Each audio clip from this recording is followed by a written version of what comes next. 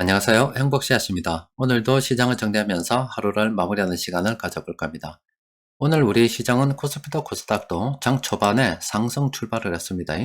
그리고 장이 쭉 계속 진행이 되면서 시장이 계속 하락을 해가지고 상승폭을 다 내줘 버렸어요. 최종적으로 코스피는 0.16% 강보합 상태, 그리고 코스닥은 0.34% 광보합으로 마감이 됐습니다. 시장이 오늘 장 초반에 상승을 한 것은 미국에서 지난밤에 기준금리를 한 번에 0.75%나 상승을 시켰습니다. 인상을 했습니다. 그리고 다음에도 또 0.75% 인상을 할 수 있다는 이런 여지를 남겨뒀습니다.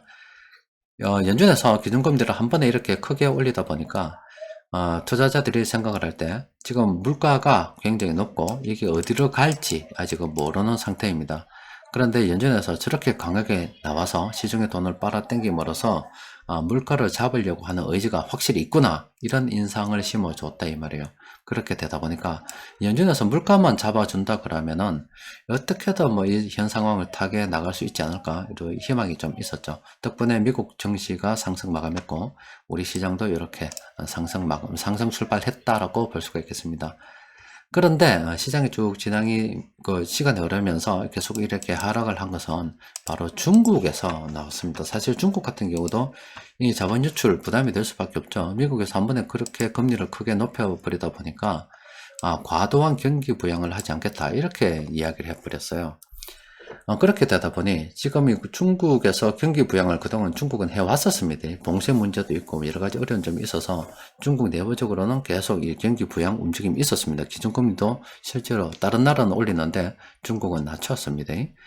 그런데 중국에서 경기 부양을 하지 않겠다라고 하니까 투자자들이 이제 급격히 이렇게 되면은 지금 금리가 높아진 거는 앞서 뭐 물가를 잡는다는 이런 긍정적인 측면도 있겠지만은 당연히 금리가 오르게 되면은 이자 부담이 늘어나게 되는 거 자명한 사실이고, 또 버는 돈은 뻔한데 이자가 늘어나게 된다면은 당연히 소비 여력이 줄어드는 거, 이거 역시 또 자명한 사실이고, 그렇게 되다 보면 다시 경기 침체가 오지 않을까, 이런 우려가 시장에 작용이 되었다라고 볼 수가 있겠습니다. 참 금리가 올라서 물가를 잡는데 또 그게 오히려 경기 침체를 걱정해야 되는 상황, 이러지도 못하고 저러지도 못하는 그런 상황인데 우리나라 같은 경우도 참 골치 아프게 되어버렸습니다. 어제 밤부터 오늘 새벽부터네요, 시작해서 우리나라 기준금리와 미국 기준금리는 지금 같아졌습니다. 우리나라 같은 경우는 뭐 다른 나라도 마찬가지일 거예요. 이 기준금리가 역전이 되게 되면은 자금 유출을 걱정하지 않을 수가 없는 그런 상황이라서 아무리 금리를 갖다가 작게 올리고 싶어도 미국에서 크게 올려나가면 따라갈 수밖에 없습니다. 그런데 그것도 약간 좀 문제가 있는 것이 7월달 되면은 기준금리 역전이 기정사실화 되는 게 맞다라고 생각이 됩니다. 왜 그러냐면은 지금 미국 같은 경우는 기준금리를 다음 달에 0.75% 올릴 수도 있다, 이런 분석도 나오고 또 되고 있는데 0.75%를 올리게 되면 단번에 지금 기준금리가 7월만 되더라도 2.5%가 돼버리게 된다 이 말이에요. 근데 우리가 기준금리를 7월 달에 0.25%가 아니라 빅스텝으로 가서 0.5%를 올려도 7월이 되면 2.25% 밖에 되지 않습니다. 그럼 당장 7월이 되면은 기준금리가 역전이 되겠죠. 그런데 우리가 0.5%까지는 용인할 수 있는, 이해할 수 있는 수준인데 갑작스럽게 0.75% 기준금리를 올리게 되면 또 어떤 일이 발생이 되냐면은 도대체 한국이란 나라가 지금 도대체 어떤 상황이길래 기준금리를 갖다가 저런 식으로 단번에 미국처럼 0.75%나 올려야 될 정도인가, 한국 경제가 지금 좋지 않은가, 이런 또 의구심을 불러오게 만들 수가 있다 이 말이에요. 그러니까 0.5%까지는 올릴 수가 있어도 한 번에 0.75%까지 올리기는 좀 어렵다고 봅니다. 그러면은 7월 달에 기준금리 역전이 되겠죠. 그런데 다행스럽게 우리는 8월 달에 기준금리 결정이 있고 미국은 그렇지 않은데 8월 달에 한 번 더 0.5% 올려가지고 이렇게 기준금리를 다시 좀 차이를 좀 벌려둘 수는 있겠죠. 그런데 우리가 없는 9월 달에 또 미국에서 열리고, 또 미국 같은 경우는 우리나라보다 물가가 훨씬 더 높기 때문에 0.5%씩 올릴 가능성이 굉장히 크다라고 볼 수 있겠죠. 우리는 4에서 한 5% 정도고 미국은 8에서 한 9% 정도인데 물가가, 그렇게 되다 보면 우리보다 미국이 아무래도 더 크게 올릴 가능성이 크잖아요. 그렇게 되다 보니 참 기준금리 역전은 뭐 기정사실이다라고 볼 수밖에 없을 것 같아요. 자, 이렇게 되면은 지금 우리 한국 같은 경우 또 그리고 신흥국 같은 경우 이제 뭐 시작이 됐다라고 보시면 되겠습니다. 미국에서 저렇게 빅 스텝으로 아니면 자이언트 스텝으로 크게 빠른 속도로 기준금리를 올리기 때문에 신흥국들 우리나라는 그나마 버틸 여력이 있다라고 봅니다. 신흥국들 파산이 불가피한 상황으로 지금 내몰리고 있다. 뭐 특별한 변수가 없는 한 미국에서 기준금리를 이렇게 올린다면 일부 좀 아직은 뭐 드러나지 않습니다만은 국가들 파산이 뭐 불가피하다 이렇게 봐야 되겠죠. 참 금융시장이 앞으로도 계속 한동안 바람잘 날이 없을 것 같아요. 오늘 시장 수급을 들여다보면은 외국인 투자자들이 저거는 기분 좋겠죠? 저거는 기분이 좋습니다. 이렇게 해서 올렸어요.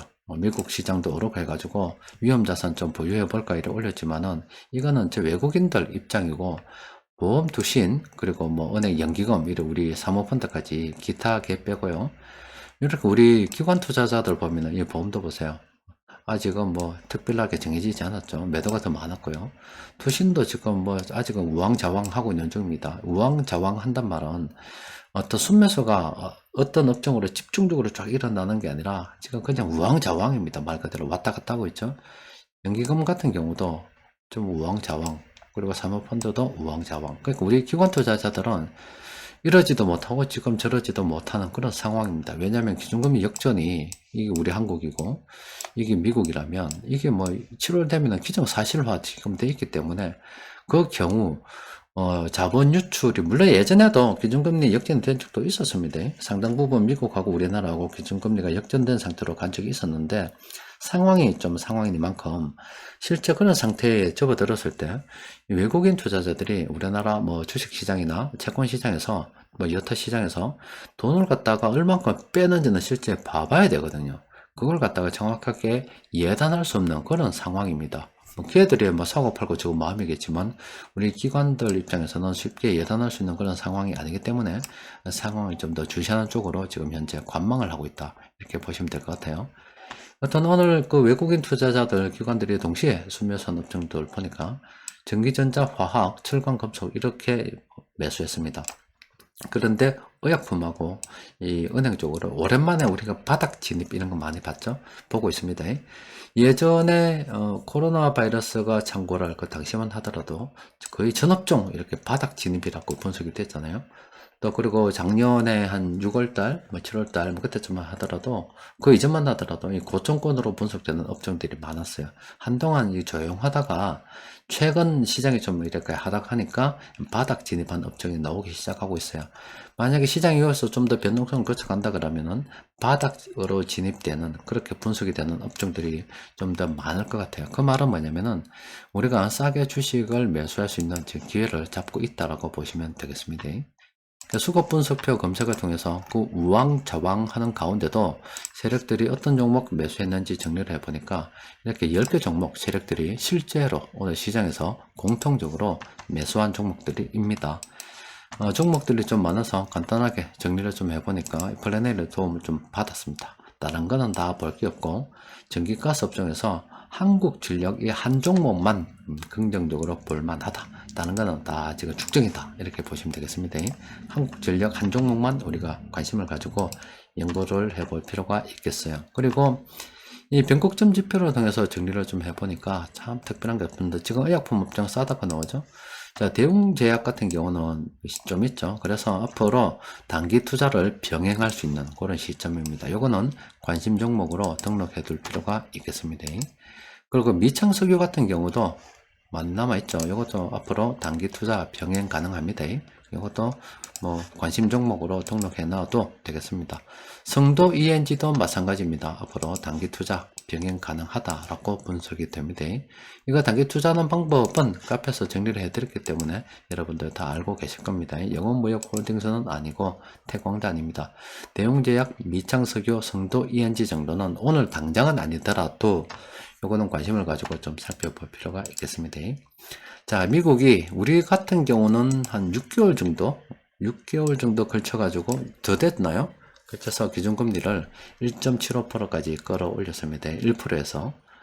참 시간이 많이 걸렸죠. 근데 미국 같은 경우는 단번에 이렇게 0.75% 올려서 기준금리가 1.75%가 되어버렸습니다. 자, 이에 따라서 우리 외국인들이야 뭐 물가를 잡을 수 있니 많이 그렇게 해서 시장이 올랐기 때문에 우리가 좀 매수했지만 우리 기관 투자자들은 외국인들과 달리 이 기준금리 역전에 대해서 걱정하지 않을 수가 없죠. 오늘 시장 수급을 들여다봐도 아직은 특별한 방향성을 잡고 있지 않은 것 같아요. 이렇게 금리가 높아지는 시절 살아남을 수 있는 방법에 대해서 누누이 계속 그동안 말씀을 드렸잖아요. 유동성 관리 잘 해야 됩니다. 그리고 대출이 많은 분들 지금이라도 대출을 갖다가 어느 정도 좀 조절을 하는 게 좋겠죠. 또 그리고 아직 대출이 많고 상환을 할 수 있는 여건이면 더 좋죠. 상환이 안 된다 그러면은 어떻게 내가 이 유동성 관리를 해 나갈까 심각하게 고민을 해볼 필요가 있습니다. 그리고 시장의 변동성이 크기 때문에 우리가 주식을 매수한다선 치더라도 한 방에 그렇게 들어가는 것보다 어떻게 딱 호가 걸어놓고 매수가 되면 다행이고 되지 않으면 다음날 하면 되지, 이런 심정으로 느긋하게 좀 진행하는 게 좋겠습니다. 일단은 시간이 좀 필요합니다. 시간을 두고서 좀 기다리고 또 물량을 모아가되 천천히 모아가는 그런 관점으로 좀 슬로우 이렇게 투자를 진행해야 되겠습니다. 자, 오늘은 여기까지 정리하도록 하겠습니다. 이상입니다.